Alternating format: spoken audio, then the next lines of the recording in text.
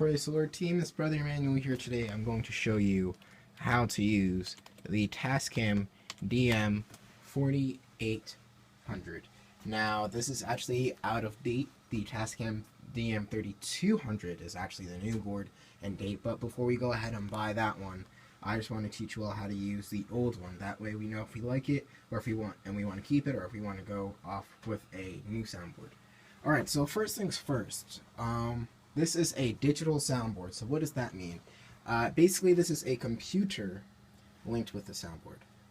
So it has digital capabilities, and there's just some main components of it I'm going to show you, just so you know the difference between a digital and an analog soundboard. Okay. Now, if I can just find the power switch back here, we will get started. Okay. Here we go. Alright, so digital. Alright, so you have your basic components now. Now I'm not going to show the specifics of the difference between this soundboard and our old soundboard, but I'm going to show you the basic differences between a digital and an analog soundboard. Okay, so there's definitely a lot more options here, so that's where all the videos I've made previously come to play. If you don't know the basics, then you won't be able to get this more advanced stuff. So as I go through it, I recommend you get out a pen and paper, and I'll let you know what you should write down and search up on the internet, or refer back into my AV Team playlist if you don't know what I'm referring to. Alright, so the first thing that I'm actually going to address, which is my favorite, is the channels, okay? Now the channels are basically, if you don't recall, are basically each row that these faders are linked to. So, you know, from all the way from the fader to the mute button to the EQ section, that is a channel. And so basically the channels are my favorite because right here you have channels 1 all the way over to 24, and then you see some other numbers here, so let's ignore that. You have 1 all the way to 24, and then you have this little section over here, and it says layer status. And so actually what happens is it remembers where you place your fader, and then you can go to another layer of faders, and then it'll go back to where you were. So say, alright, so let's go to layer channel 1 through 24. So this is channel 1 all the way to channel 24. That's one individual layer. This whole is one layer. Let's go down a layer. Now this is all, now it says we're on channels 25 through 48. So now this is all channels 25 through 48, and it tells you right here, the first layer is channel 1, second layer is channel 25, the third layer is channel 49, the fourth layer is aux 1, and the fifth layer is bus 1. And that's because there's actually 5 layers. There's 1, 2, 3, 4, 5, and then there's this last thing called remote, which is actually for automation, which I'm not going to get into now. So it actually remembers where you place it. So say I put all these down here, and now we're on layer 1. If I go to layer 2, it'll automatically shift it back to where it was in layer 2. And so I'm going to put this down even lower. And so let's go back to layer 1. Now it's changed. So layer 2, layer 1. So that's one main thing. Another main thing is the EQ and compression. Now this is something you want to write down, EQ and compression. Now they're both separate things, so write them down separately. So when you click on a channel, there's these select buttons. So you have your solo button, that's PFL, that basically lets you listen to one individual channel, so you can see, you know, say if somebody's singing or not, or if you're getting a signal.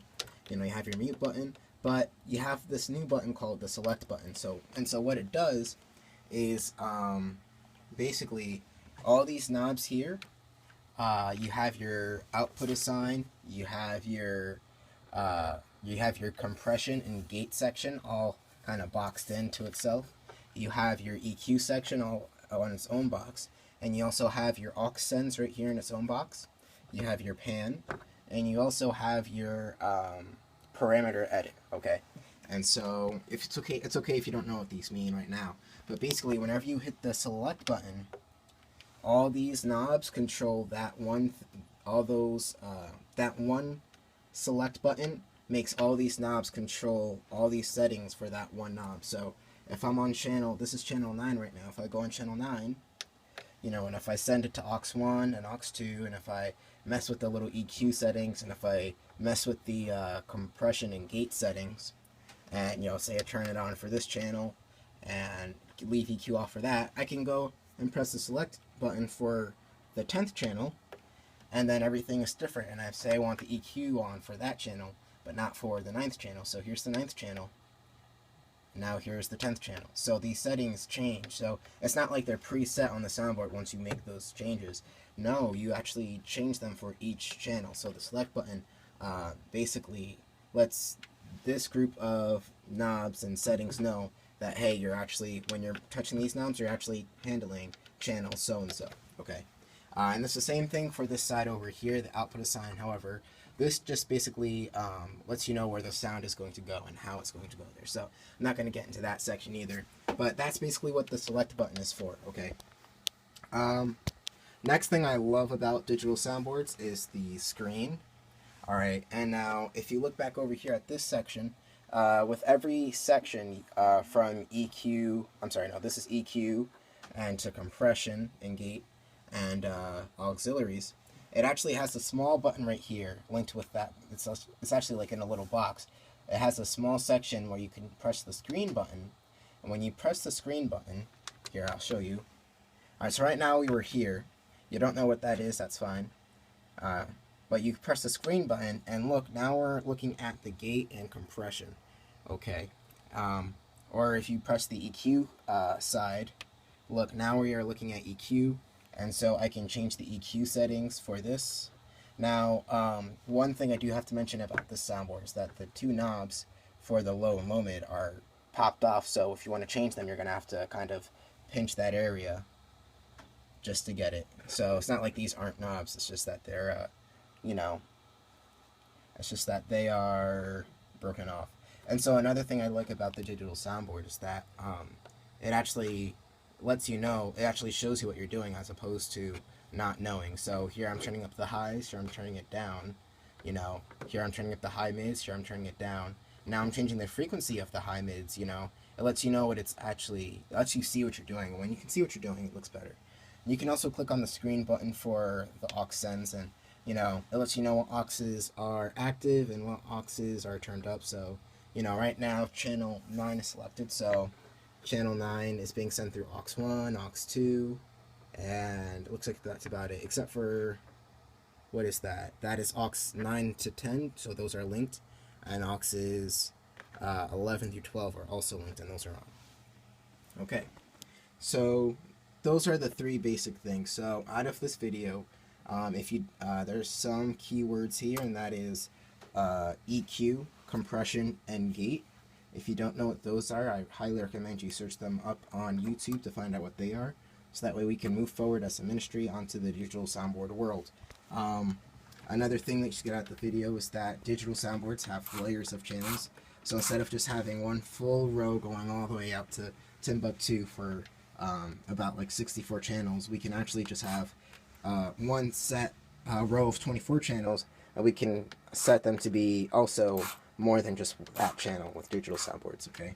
And last things last, you can click on the select button, and now not only do you don't have to have a bunch of rows of knobs and EQ settings all for that one channel. You can just have one set of EQ and aux sends and gate and compression knobs for that one channel, for every channel, and all you have to do is select the channel you want to change the settings for. Okay, so that's pretty much it. And yes, if you haven't noticed already, this soundboard, digital soundboards have their own memory, so it can remember what you did. So say, you know, somehow somebody comes in and they accidentally mess everything up, that's fine because it has memory, so it'll remember where everything is. So thank you guys for watching this video. If you have any questions or comments about this video, please message me. In the next video, I'm actually going to go through how to use the basic portions of this soundboard. Okay, I have not read the manual. I've actually just done dummy practice. That's what we normally do in the AV ministry to find out how to use new things. Once we figure out how to use it, if we still don't understand something, that's when we read the manual and go further, or we go on YouTube You know, you don't always have to read the manual. You can also go on YouTube and look at how-tos. But I'm just going to be going through this step by step with everybody, so that way we can learn about it together. So if you have any questions, please contact me. Thank you guys for watching this video, and God bless.